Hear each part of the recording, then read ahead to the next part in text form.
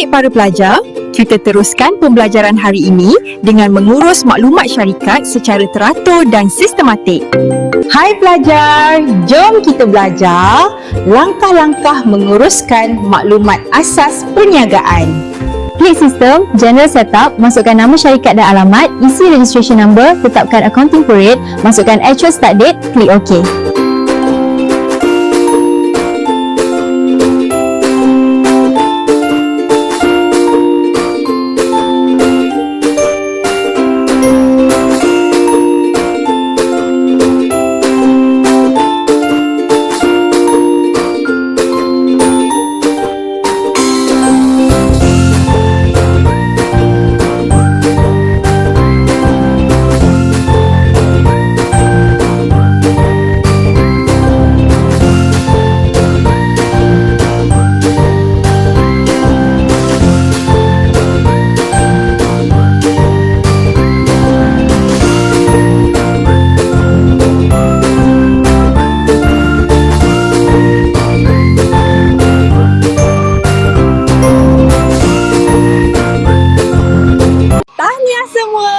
Kita akan teruskan pada sesi pembelajaran akan datang.